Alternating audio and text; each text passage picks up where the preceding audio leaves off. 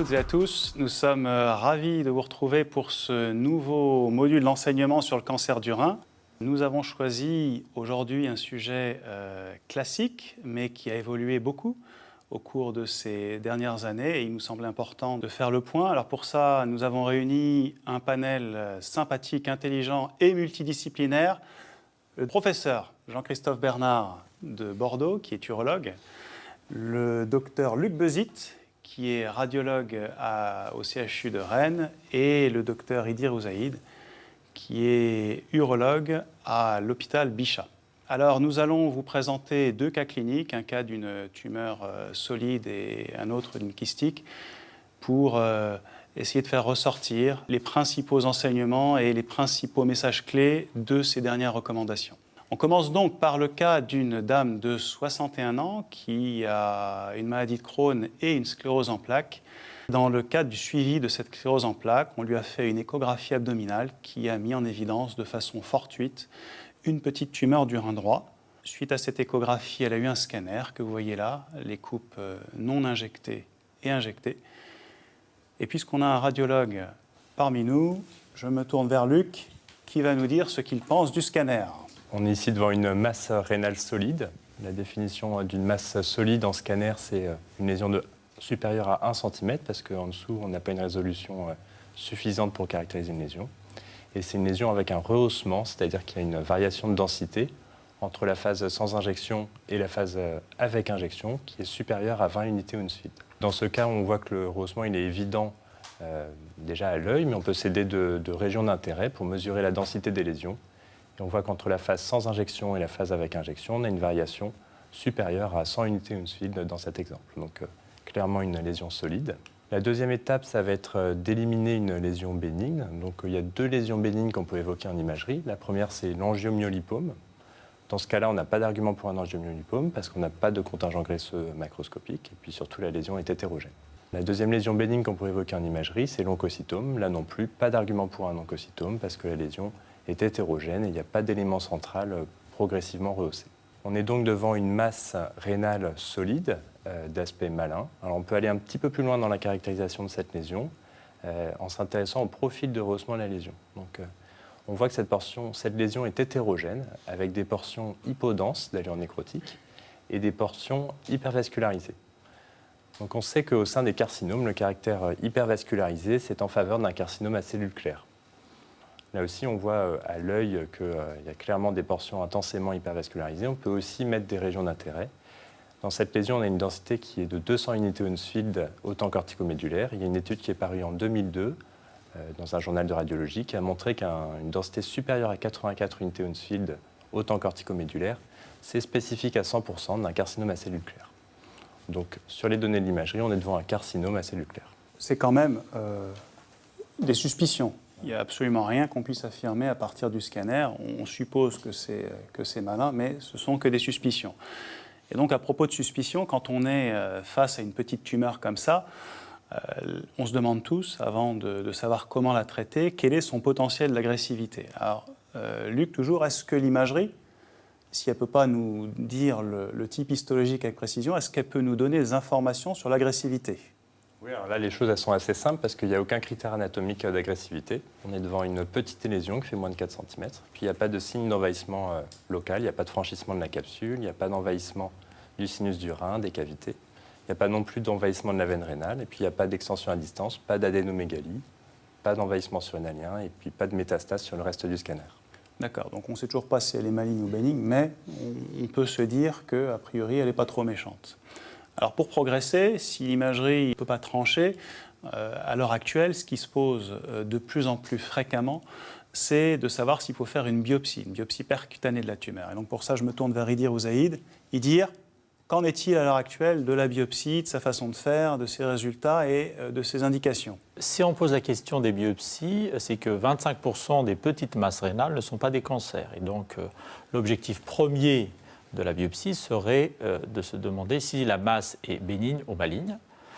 Cependant, il faut garder à l'esprit que la biopsie peut, à hauteur de 10% des cas, ne pas répondre à la question. On parle tout à l'heure de biopsie non contributive ou non diagnostique. Ça peut être du tissu rénal normale, ça peut être de la fibrose, de la nécrose ou du tissu qui n'est pas en grande quantité pour pouvoir conclure à la bénignité ou la malignité. Il ne faut pas se méprendre, le fait d'avoir une biopsie non contributive il n'y a pas de présomption de bénignité. Il faut discuter dans ce cas-là de la nécessité de refaire des biopsies le cas échéant.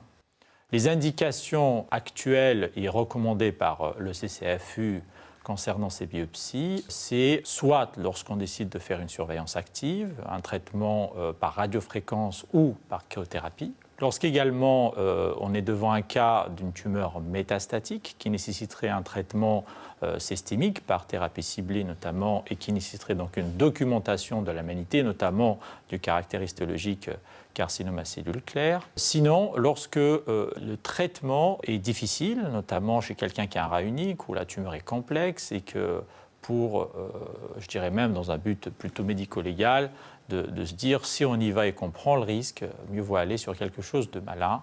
Et comme l'a dit Karine tout à l'heure, dans un certain nombre de cas, l'imagerie peut être équivoque et qu'on a besoin d'une preuve histologique pour la malignité.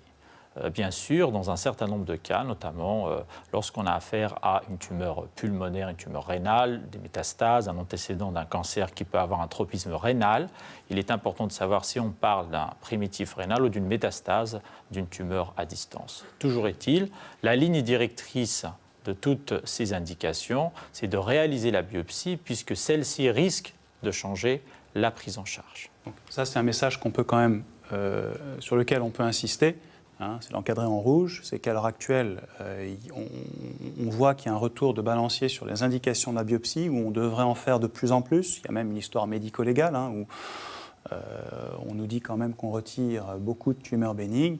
La recommandation du CCAFU, c'est de ne faire la biopsie, de la considérer, que si jamais ça change la prise en charge thérapeutique. C'est ce qu'on peut délivrer comme message. En effet, techniquement, pour réaliser la biopsie, on l'a fait sous anesthésie locale, souvent en chirurgie ambulatoire actuellement. Elle est guidée soit par l'échographie, soit par le scanner. Et bien sûr, un certain nombre de précautions techniques, notamment utiliser des biopsies protégées, avec un mandrin qui protège les carottes au moment du retrait, notamment pour ne pas essaimer sur le trajet. Il est conseillé de réaliser plus de 2 prélèvements et d'éviter les zones de nécrose et d'éviter les cytoponctions pour une plus grande rentabilité de ces biopsies. Lorsqu'on se pose la question de la sécurité pour réaliser ces biopsies, ceci est une méta-analyse, une revue systématique avec beaucoup de patients inclus. On voit bien que la biopsie répond dans plus de 90% des cas, c'est-à-dire elle nous donne un diagnostic, que le taux de complications est limité, 8% dans cette revue systématique, avec le nombre de complications majeures, c'est-à-dire supérieur ou égal à 2, n'est pas très important. Seulement 3 cas sur 5000 patients, ce qui n'est pas important. La plupart des cas, ce sont des hématomes qui ne nécessitent pas un traitement chirurgical. Il existe une très bonne concordance histologique entre l'histologie de la biopsie et l'histologie de la masse retirée. En revanche, la biopsie est moins performante sur la concordance en termes de grades. Lorsqu'on prend tous les grades de Fuhrmann confondus, c'est-à-dire allant de 1 à 4, il existe une concordance d'environ 60%. Celle-ci est améliorée lorsqu'on scinde les grades en bas grades, c'est-à-dire incluant les 1 et 2, versus le haut grade avec les 3 et 4 regroupés dans un seul groupe. Là encore, Ilir, pour délivrer un message clair à nos collègues, il ne faut pas avoir peur de faire la biopsie parce que la morbidité est minime, très peu de complications majeures. S'il y a des complications, elles ne sont pas graves. Et il y a une très bonne performance diagnostique avec néanmoins quand même toujours une zone d'incertitude d'environ 10%. Et c'est le message qu'on peut délivrer aux patients. Alors, on a fait cette biopsie dans le cas présent et il s'avère que c'est un carcinome à cellules claires de grade 2, de la nouvelle classification de l'ISUP, anciennement grade de Fuhrmann. C'est une dame qui a d'un certain âge, qui a des comorbidités, et on peut éventuellement se demander s'il y a une place pour la surveillance active. Quand on parle de surveillance active, je pense qu'il faut d'abord en rappeler les prérequis. Le premier point concernant la surveillance active, c'est que les petites tumeurs ont un risque de progression qui est limité, et dans la littérature, on retrouve un risque de progression de 1 à 3%. De ce risque de progression limité, il découle bien évidemment un risque de décès spécifique qui va être faible. Le deuxième prérequis à la surveillance active, c'est aussi de se dire, comme son nom l'indique, on va surveiller le patient, on va le suivre, et ça peut déboucher sur un traitement différé en fonction justement de l'évolution tumorale et notamment de sa croissance.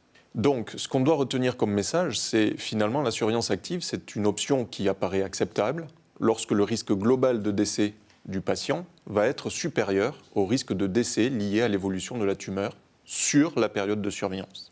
Alors, ceci est aussi sous-tendu par le fait que dans les différentes séries de la littérature à disposition, on s'aperçoit que l'histoire naturelle des petites tumeurs du rein, chez cette population de patients âgés notamment, est en faveur d'une faible évolutivité et notamment d'une faible croissance tumorale. Vous voyez que la médiane de croissance tumorale annuelle est de 0,3 cm par an. Et d'autre part, cette croissance est un peu anarchique, c'est-à-dire qu'il y a un certain nombre de tumeurs qui ne vont jamais grossir, à peu près 30% d'entre elles. Ceci étant, il convient quand même de se pencher un petit peu plus attentivement sur les données qui sont à notre disposition dans la littérature, et notamment une très belle revue de la littérature a été faite en 2016 par Volpe. Et il y a un certain nombre de points importants. Le premier, c'est que ici on parle de petites tumeurs du rein, mais en fait les données disponibles dans la littérature concernent des tumeurs qui font partie du bas du panier, c'est-à-dire plutôt des tailles tumorales de l'ordre de 2 cm et demi.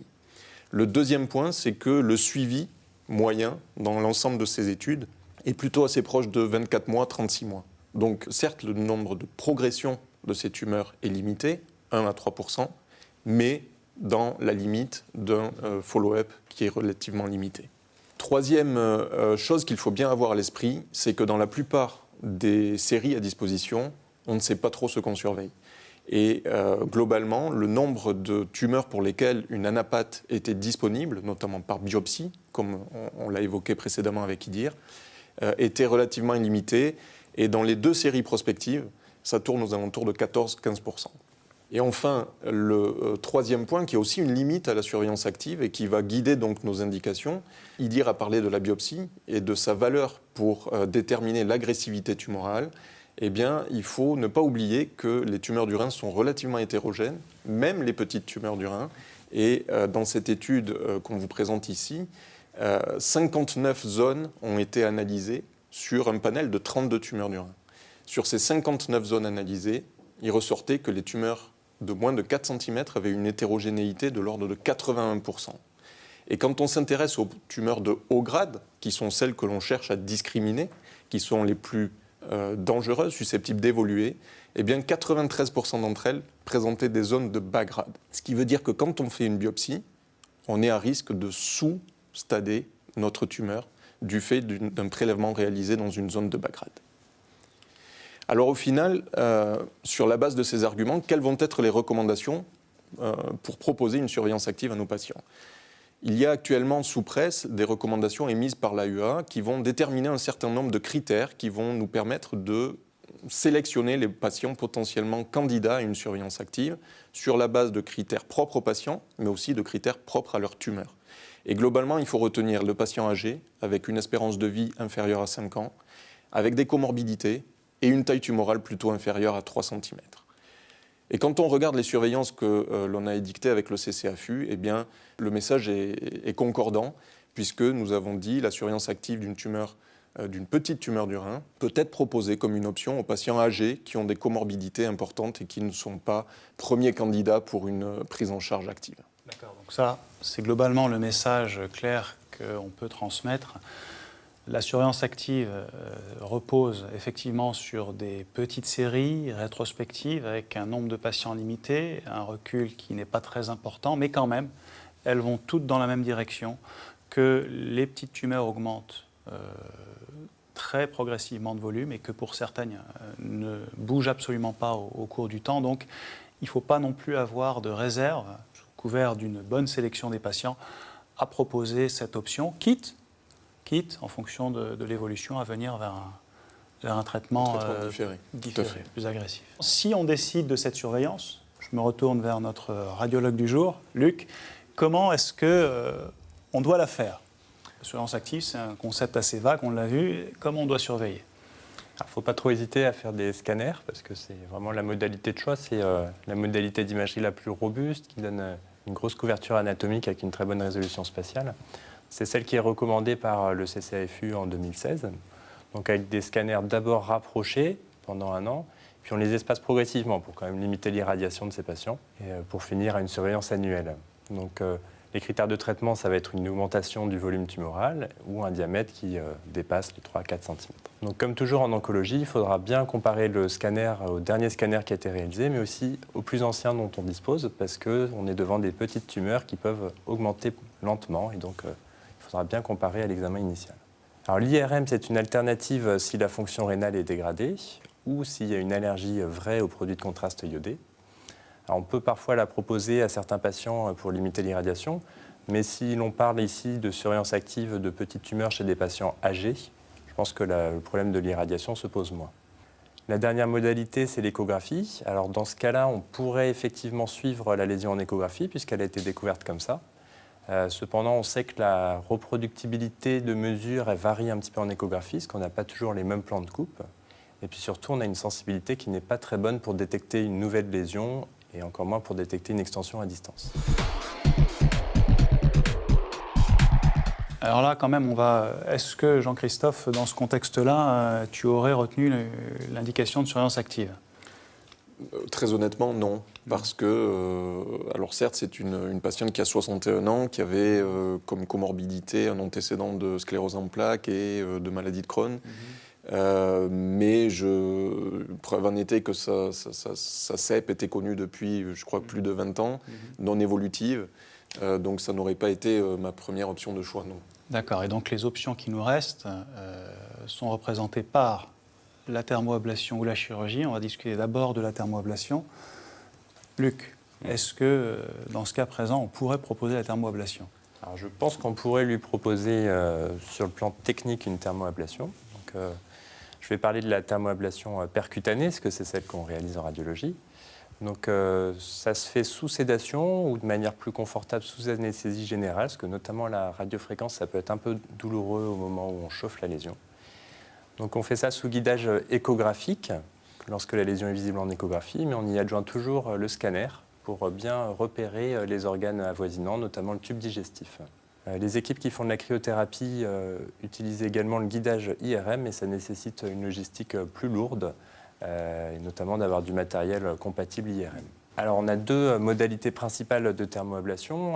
La plus utilisée, la plus robuste, c'est la radiofréquence. Donc on utilise une aiguille, qu'on voit ici sur cet exemple, et puis au bout de l'aiguille, il y a une électrode. Cette électrode, on la connecte à un générateur d'un courant alternatif. Ce courant, il va créer un échauffement local au bout de l'électrode du fait de la résistance des tissus. On atteint des températures de 60-100 degrés, donc ça donne une nécrose tumorale immédiate. La deuxième technique, c'est la cryothérapie. Donc ça permet d'obtenir des volumes d'ablation supérieurs, mais c'est une logistique plus lourde parce que ça nécessite de mettre en place plusieurs aiguilles. Il faut avoir des bouteilles d'hélium et d'argon liquide. Ça crée toute une logistique spécifique. Et puis, ça a un coût beaucoup plus élevé. Donc l'avantage des volumes d'ablation supérieurs, et on contrôle bien le volume d'ablation en cryothérapie parce que la boule de glace qui se fait autour des aiguilles, elle est bien visible à la fois en scanner et en IRM. Notre lésion, elle fait 35 mm de grand axe, 30 mm de petit axe. Donc on va dire que c'est la taille à peu près limite, 35 mm, pour la radiofréquence parce que suivant les constructeurs, le volume d'ablation maximal, c'est 35-40 mm. Donc si on tient compte des petites marges d'erreur, on se limitera aux tumeurs de moins de 3,5-4 cm en radiofréquence. Avec la cryothérapie, on peut avoir des volumes d'ablation supérieurs en une séance, mais on sait qu'il y aura un risque de reliquat plus élevé et que ce reliquat, il augmente de manière proportionnelle avec la taille de la tumeur, le risque de reliquat. Donc ça veut dire quand même qu'entre 3 et 4 cm, il vaut mieux favoriser la cryothérapie. Ouais, voilà, c'est 3,5-4 cm. Les études montrent à partir de 3,6 cm qu'avec la radiofréquence, on a plus de risque de reliquat. Donc la deuxième caractéristique qu'on aime bien sur les tumeurs rénales en thermoablation, c'est le caractère exophytique. Alors d'une part parce qu'on a moins de risque de morbidité sur les cavités du rein, et puis d'autre part parce que la graisse qui est autour du rein, elle a un effet isolant. Et donc on a une meilleure efficacité de la radiofréquence ou de la cryothérapie sur la lésion. Alors comme toute intervention invasive, les troubles de l'hémostase, c'est une contre-indication. La présence d'un pacemaker, c'est une contre-indication pour la radiofréquence, mais pas pour la cryothérapie. Et puis une contre-indication relative, c'est la proximité de la tumeur avec les structures digestives, principalement le côlon. C'est relatif parce qu'on a des techniques pour éloigner en imagerie le tube digestif. La principale, c'est de mettre une aiguille entre la tumeur et le tube digestif et d'injecter soit du sérum glucosé, soit du CO2. C'est l'hydrodissection, la dissection, la carbodissection. Donc ça va créer un effet d'isolement de la lésion par rapport au tube digestif. Donc on voit que les indications de thermoablation, elles recouvrent celles de néphrectomie partielle. Et pour l'instant, on les réserve aux patients avec un risque opératoire élevé ou les patients chez qui la préservation néphronique est une priorité.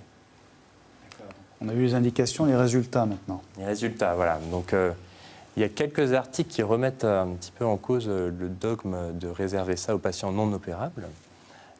Cette première, elle est parue dans European Urology en 2015. C'est une étude de la Mayo Clinic sur une cohorte de 1800 patients qui avaient été traités d'une petite masse rénale solide, soit par néphrectomie partielle, soit par thermoablation. Donc les auteurs montrent qu'il y avait une meilleure survie globale chez les patients traités par néphrectomie partielle, mais ils attribuent cette différence à un biais de sélection, parce que les patients qui ont eu une néphrectomie partielle étaient des patients en meilleur état général que les patients ayant eu une thermoablation. Et lorsque l'on s'intéresse à la survie sans métastase, on voit que les résultats étaient similaires entre la cryothérapie et la néphrectomie partielle, et un petit peu moins bons avec la radiofréquence. D'accord. Il m'appartient de pondérer un petit peu ça quand même. C'est effectivement une publication qui a fait date, mais les groupes de radiofréquence et de cryothérapie étaient d'abord beaucoup plus limités que celui de la néphrectomie partielle. Et il y avait un recul bien moins important que dans le groupe néphrectomie partielle. Mais quand même, ce sont des courbes qui interpellent. On a une deuxième étude, alors plutôt une méta-analyse, qui elle était parue dans une revue de radiologie, qui tendait également à montrer que la survie sans récidive était similaire entre les patients traités par néphrectomie partielle et ceux traités par thermoablation. Alors l'inconvénient de la thermoablation, c'est qu'il y a un risque de reliquat lésionnel après avoir fait un premier traitement, en particulier sur les tumeurs volumineuses. On parlait tout à l'heure de plus de 3, 5, 4 cm.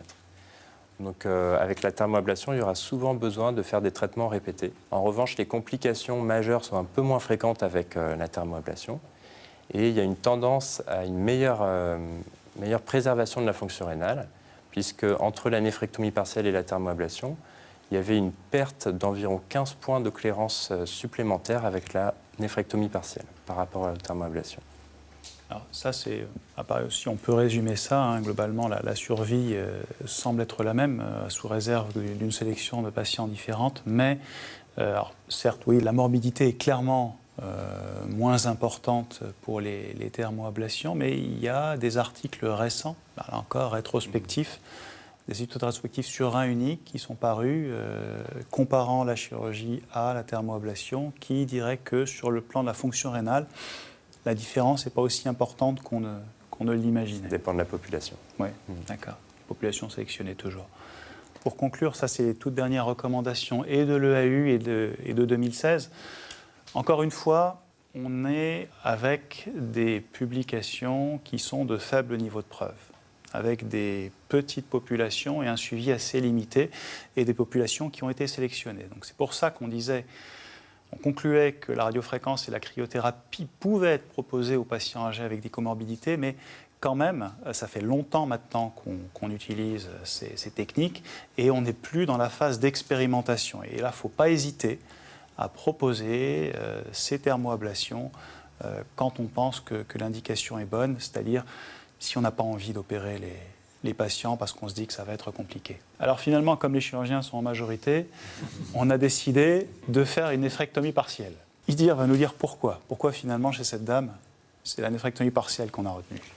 Karim, j'ai envie de te dire, le premier objectif assigné à un traitement donné, là en l'occurrence la néphrectomie partielle, c'est est-ce que la néphrectomie partielle va guérir cette patiente? La réponse, sous-entendu, est-ce que la néphrectomie partielle remplit son objectif oncologique? La réponse est oui, puisque les résultats oncologiques, là, ce sont des séries anciennes qui montrent une survie supérieure à 95%, voire même 100% dans certains cas. la néphrectomie partielle, non seulement dans l'absolu, elle guérit le patient, mais elle fait aussi bien que la néphrectomie totale, qui est quand même un traitement radical. À la différence de la néphrectomie totale, la néphrectomie partielle peut avoir des objectifs fonctionnels que ne peut pas avoir la totale. Ceci est une méta-analyse qui a regroupé 36 études, certes rétrospectives, qui qui vont toutes dans le même sens, plus de 40 000 patients, qui a un objectif de réduction de l'insuffisance rénale sévère chez les patients qui ont une néphrectomie partielle et la réduction de la comorbidité liée notamment à la comorbidité cardiovasculaire. Donc, juste pour le mentionner, c'est également ce qui est retrouvé dans cette étude à large effectif, avec 10 ans de survie chez les patients qui ont des petites masses rénales, voire même des petites masses rénales classées PT1B. Les résultats fonctionnels sont également retrouvés sur l'étude prospective de l'ORTC, sur laquelle on ne va pas revenir ici, mais qui a prouvé quand même une supériorité de la néphrectomie partielle sur les résultats par rapport à la néphrectomie totale. La néphrectomie partielle, c'est le traitement qu'on retient parce que ça guérit une grande majorité de patients et ça préserve au mieux la fonction rénale. Maintenant, la néphrectomie partielle, malgré les progrès de la chirurgie, des techniques, ça reste une intervention avec une morbidité significative. Alors, à quelles complications on peut s'attendre et est-ce qu'on peut les prévoir ? Pour prévoir ces complications ou pour imaginer comment peut se passer la néphrectomie partielle, le premier paramètre, c'est la complexité tumorale. Et on a choisi de vous parler uniquement du score le plus utilisé, qui est le Renal Score. Alors, Luc, comment calculer ce Renal Score ? C'est un score qui a l'avantage d'être simple à calculer. C'est un acronyme, donc chaque lettre correspond à un item qu'on va apprécier dans cette classification. Donc la première lettre, c'est R pour radius, pour la taille de la lésion, suivant qu'elle fasse moins de 4 cm, entre 4 et 7 ou plus de 7 cm. Le deuxième élément, c'est le caractère endophytique ou exophytique de la lésion. Lorsqu'elle est majoritairement exophytique, c'est plus facile à traiter que lorsqu'elle est endophytique, bien sûr. Le troisième critère, c'est la proximité de la lésion avec le sinus du rein et donc avec les cavités. Le quatrième critère, c'est la localisation antérieure ou postérieure de la lésion. Alors ça n'augmente pas le score rénal, mais c'est un élément qu'on précise parce que ça modifie la voie d'abord. Et le dernier critère, c'est la localisation dans le plan crânio-caudal de la lésion, selon qu'elle soit polaire, plus facile à traiter, ou centro-rénale. Donc chacun des items R, E, N et L est coté de 1 à 3, et donc on a un score qui va de 4 à 12. 4, ce sont les lésions les plus simples, et 12 les plus complexes. D'accord. Alors ça, c'est un score qui a été décrit par l'équipe de Fox Chase Cancer Center à Philadelphie il y a déjà quelques années. Et ils ont dit dans leur publication initiale que ce score était fortement associé à la morbidité.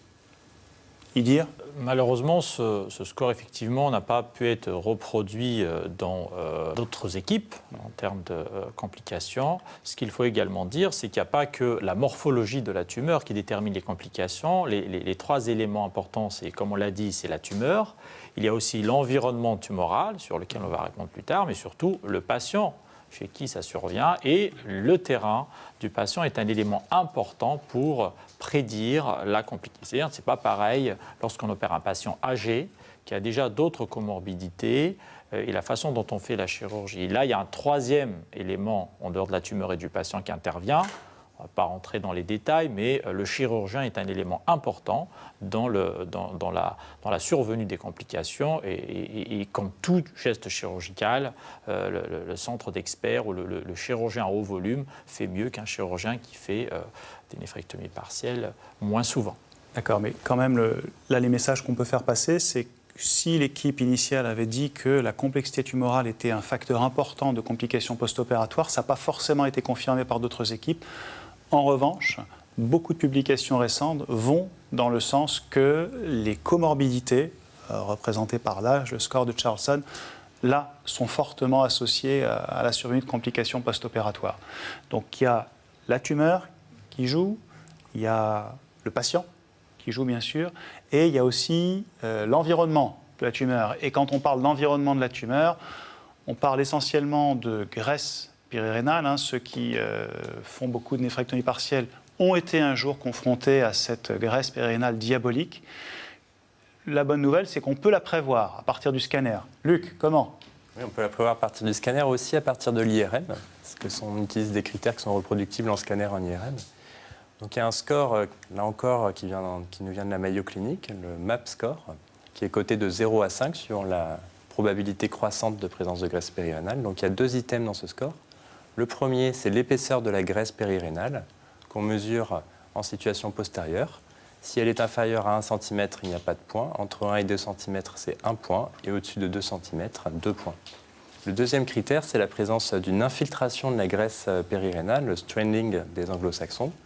Donc elle peut être modérée lorsqu'on a uniquement de fines opacités linéaires, comme sur l'image, la deuxième image en exemple, ou elle peut être importante lorsque ces opacités confluent en bandes. Dans ce cas-là, on a un score de 3. Ce MAP score est un prédicteur de ce que l'on peut rencontrer, la graisse périrénale qu'on appelle toxique, lors de l'intervention. Et on vous invite particulièrement à vous méfier de ce stranding, de cette infiltration périrénale, qui survient préférentiellement chez les hommes âgés et obèses. Et donc cette graisse toxique, quand elle est présente, ça augmente considérablement la morbidité de l'intervention.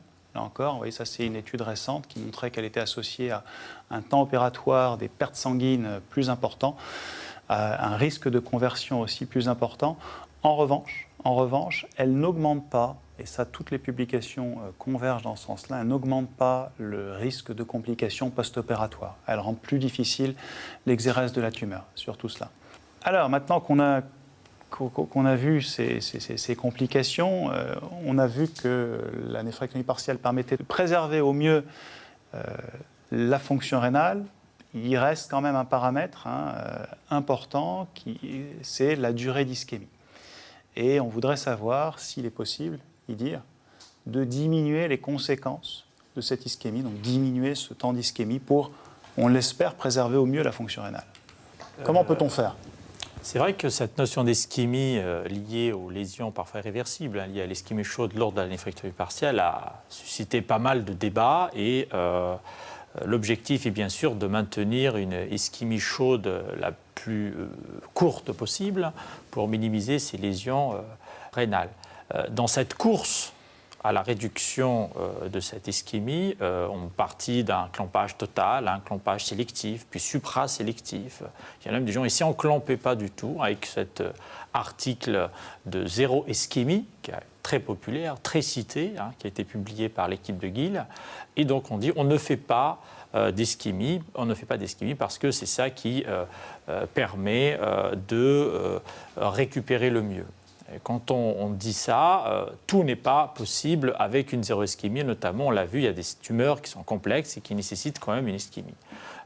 Là, on dit oui, mais si on faisait de l'ischémie, mais qu'on déclampait précocement, donc on fait la rhénographie du lit de la tumeur, puis on déclampe, puis on continue de faire la rhénographie dans un deuxième temps. Là, c'est une étude française, de chez vous d'ailleurs, Karim, multicentrique, et qui dit qu'effectivement, lorsqu'on fait un déclampage précoce, on réduit la durée d'ischémie et on passe de 22 minutes lorsqu'on fait un clampage standard à 16 minutes sans que cela ait une complication, on va dire, post-opératoire importante.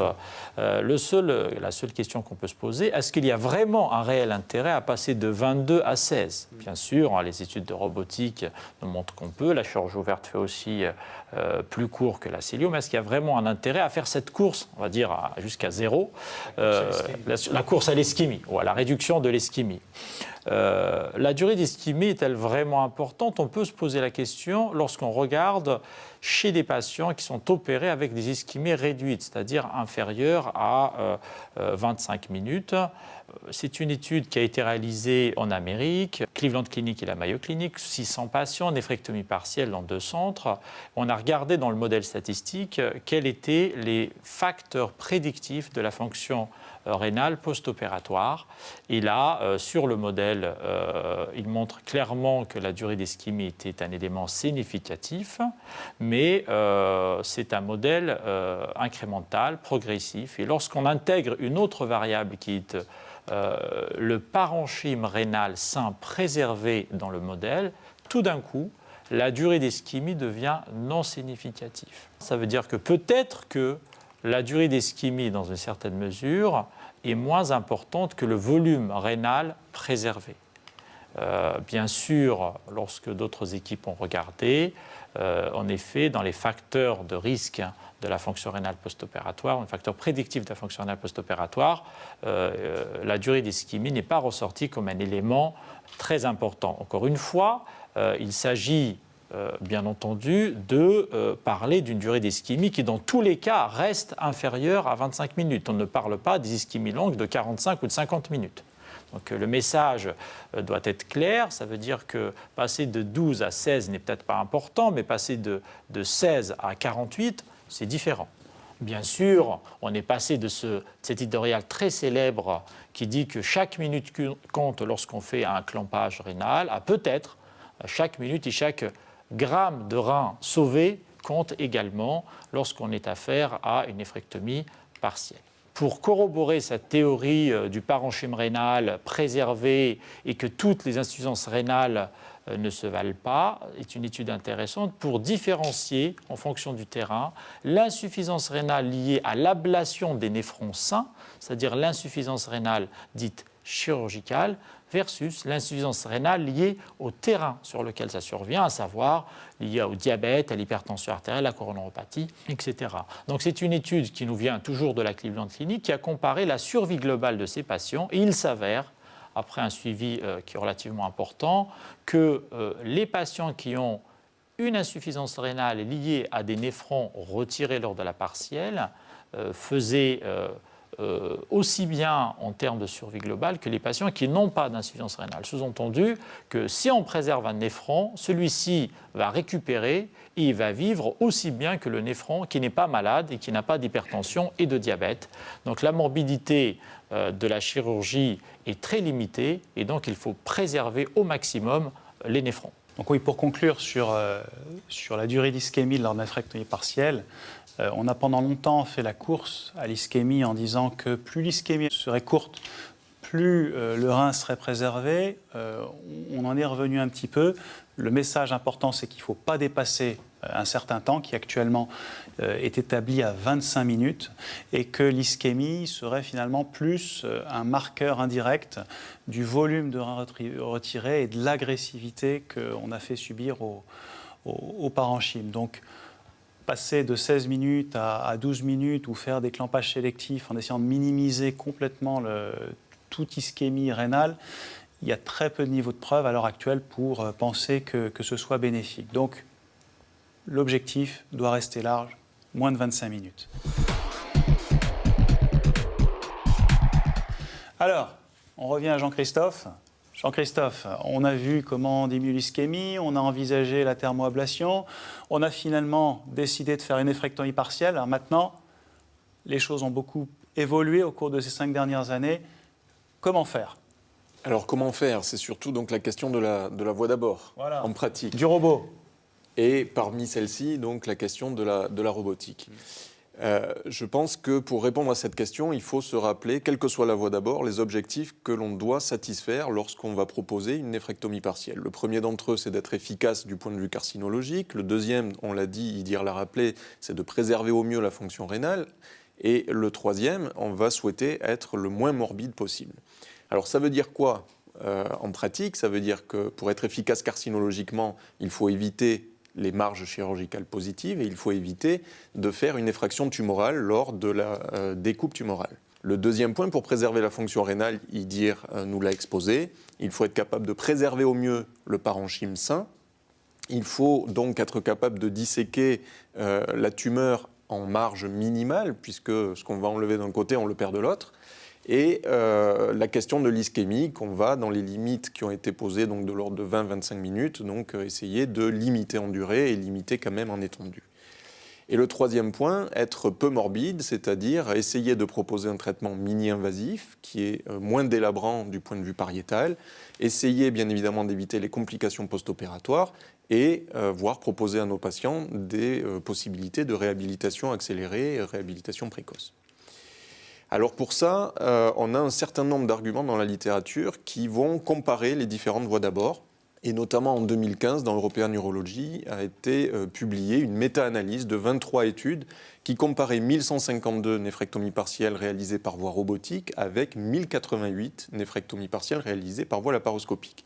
Eh bien, ce qui ressort de cette méta-analyse, c'est que la robotique apporte un bénéfice en termes de risque de conversion vers la voie ouverte, en termes de risque de totalisation, en termes de durée d'ischémie, en termes de fonctionnalité rénale post-opératoire et en termes de durée d'hospitalisation. En revanche, dans la méta-analyse, on retrouvait une équivalence en termes de complications, tout grade confondu, en termes de durée opératoire, de saignement et de marge chirurgicale.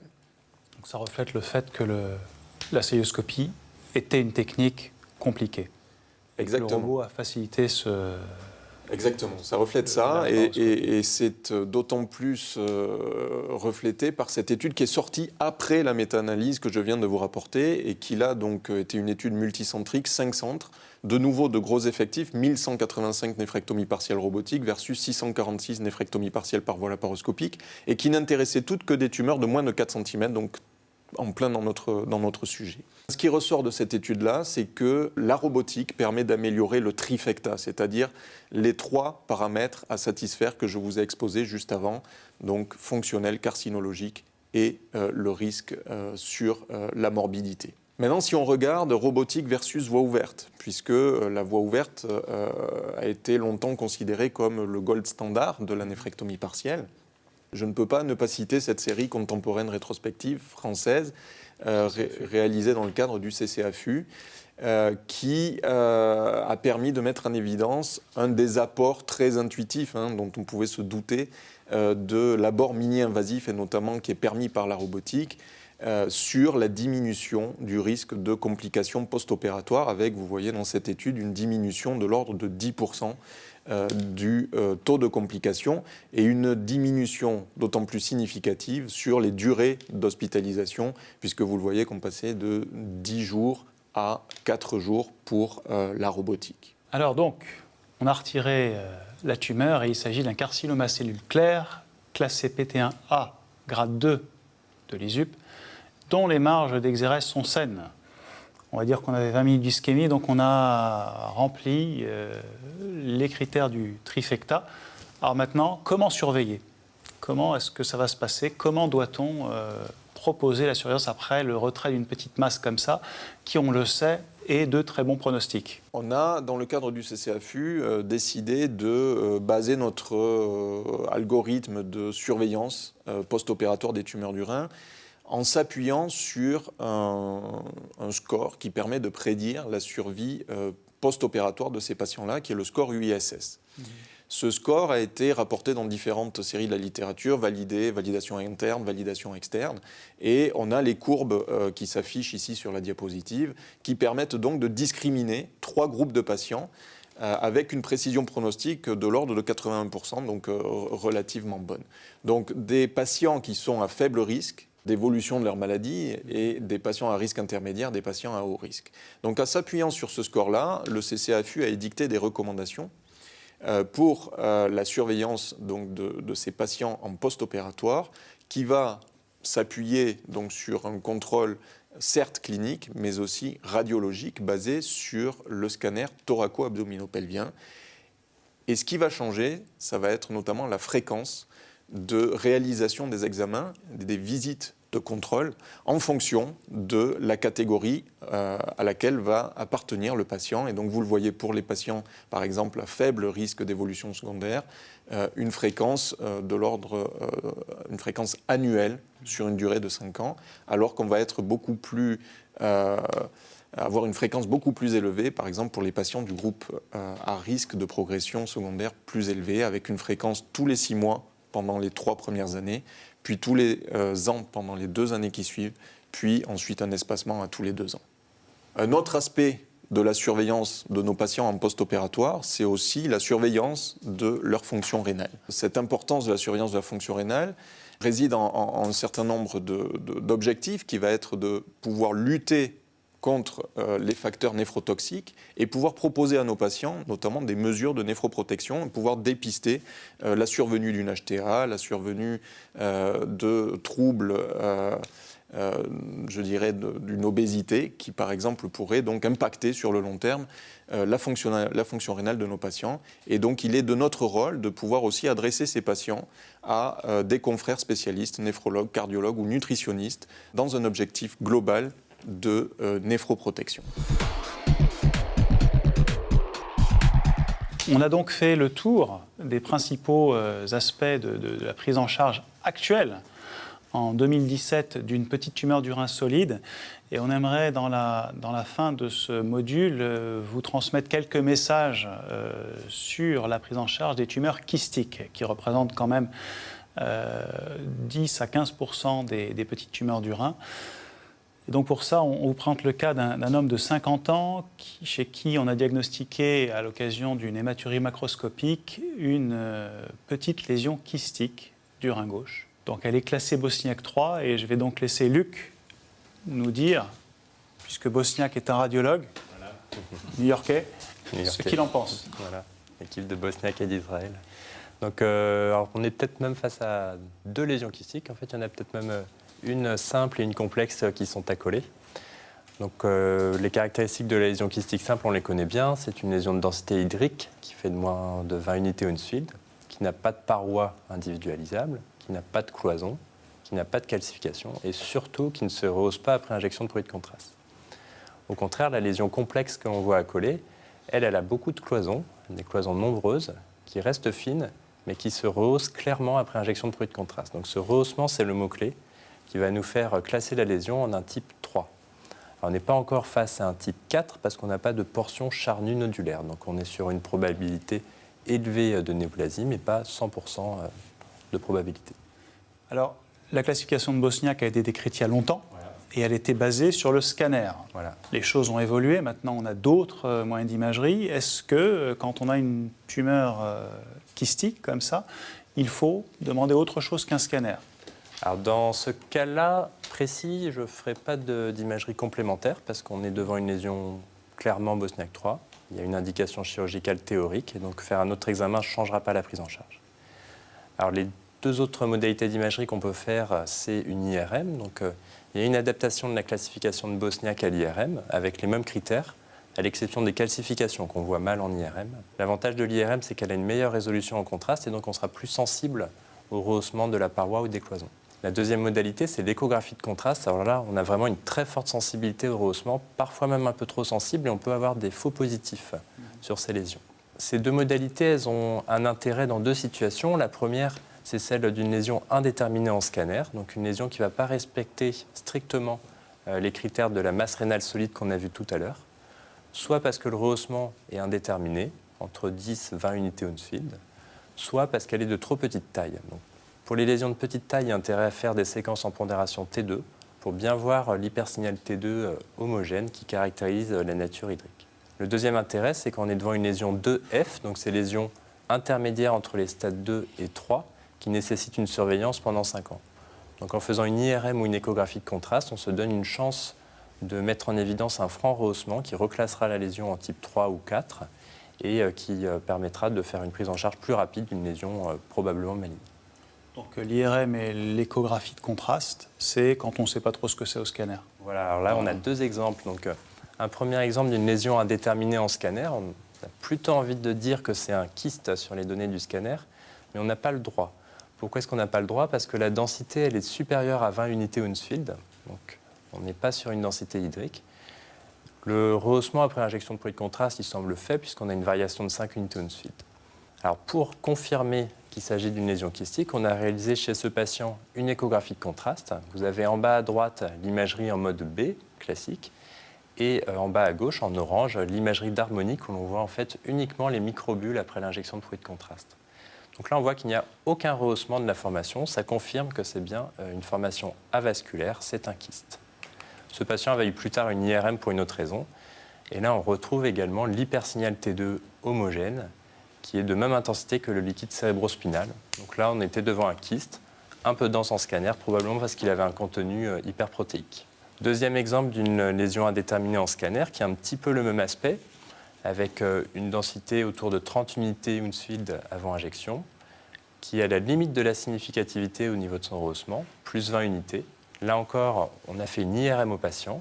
Sur la première image en haut, on voit que la lésion est en hyposignal T2 par rapport au liquide cérébrospinal. Et sur les deux images en dessous, sans et avec injection, on voit qu'il y a un faible rehaussement. Donc ça nous évoque un carcinome papillaire devant l'hyposignal T2 et devant le caractère hypovascularisé. Mais c'est bien une masse rénale solide. Là aussi, ce patient avait eu aussi une échographie de contraste, et donc on voit bien la corrélation avec le rehaussement en imagerie d'harmonique. Donc à l'EXEA, c'était bien un carcinome papillaire, cette lésion. Donc, voilà. Un intérêt d'une imagerie complémentaire dans des lésions indéterminées. On est dans une situation là aussi assez classique, hein, le kyste Bosniak 3, et est-ce qu'il faut l'opérer? Je me tourne vers mes collègues chirurgiens, est-ce que vous opérez, vous, les lésions Bosniak 3? Classiquement, oui. Oui, pourquoi? La recommandation, Parce que le risque de malignité est habituellement reconnu aux alentours de 50%, donc ce qui nous pousse à les opérer. D'accord, alors ça aussi, c'est des données qui datent d'il y a longtemps, et c'est l'occasion pour moi de mettre en avant un travail du CCAFU, du groupe Rhin du CCAFU. On a fait une étude multicentrique rétrospective à partir de données récentes de tumeurs kystiques opérées. Il y en avait un petit peu de tous les goûts, de F3 et 4. Et on a été très surpris de trouver une proportion de tumeurs malignes encore plus importante que celle que l'on attendait, 70%, en précisant qu'on avait une relecture centrale de toutes ces lames par une seule pathologiste très entraînée. Donc oui, plus que jamais, il y a un risque de malignité important, donc il faut opérer. Est-ce qu'on fait une biopsie à ces lésions, Luc?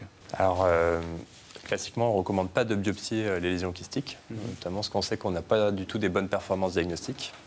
Alors, quand il y a une portion charnue, on peut essayer de la viser, mais on a une moins bonne performance. Et puis, il y a un risque théorique d'essaimage de ces lésions, même si on sait qu'il est fortement diminué en utilisant des aiguilles coaxiales. Donc, la principale raison pour laquelle on ne le fait pas, c'est une faible productivité. Faible rendement diagnostique. Enfin, ceci dit, là encore, c'est un travail du CCAFU où on a regardé, sous l'égide de Romain Boissier, la survie à long terme des patients qui avaient été opérés de tumeurs kystiques. Vous voyez qu'elle est excellente.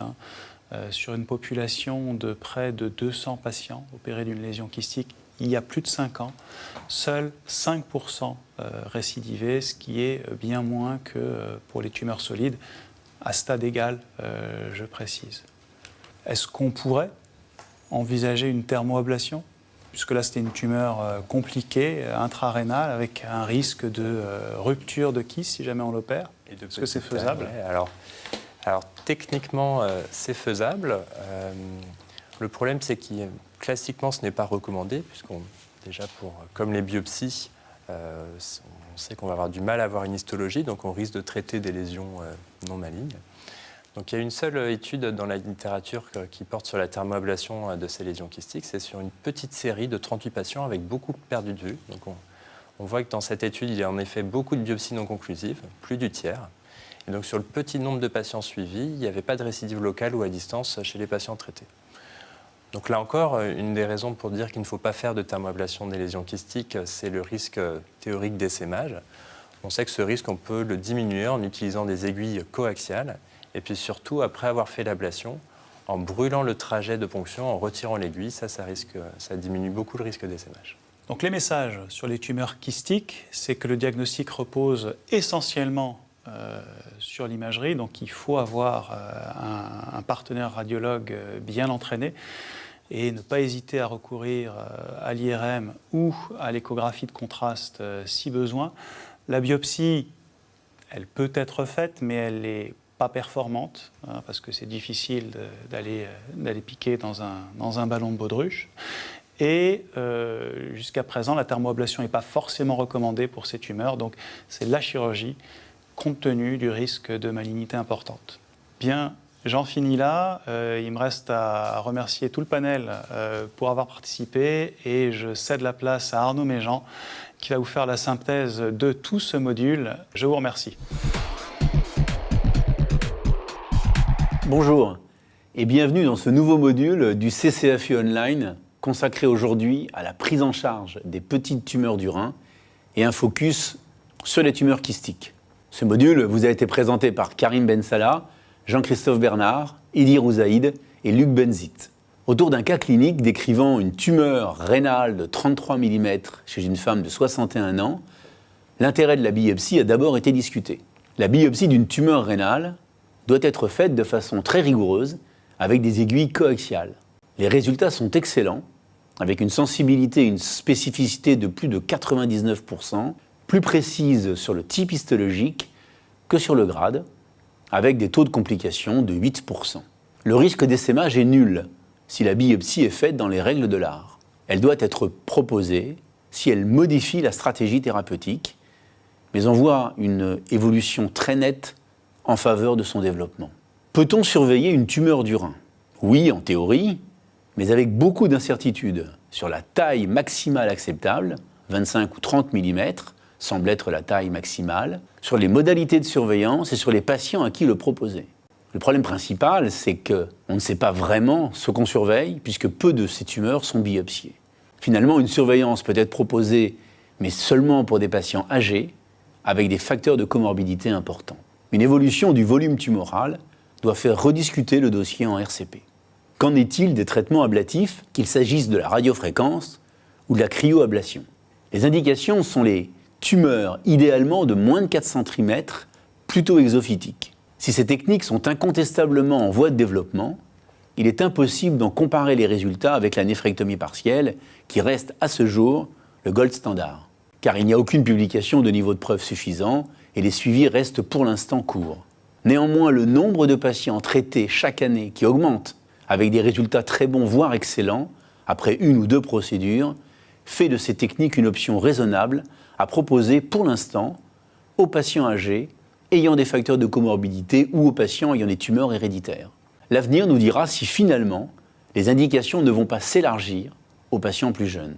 La néphrectomie partielle reste donc le gold standard actuellement. Sur le plan carcinologique, le contrôle est aussi bon qu'après néphrectomie totale et ne fait courir aucun risque aux patients si elle est faite dans les règles de l'art et si elle est techniquement satisfaisante.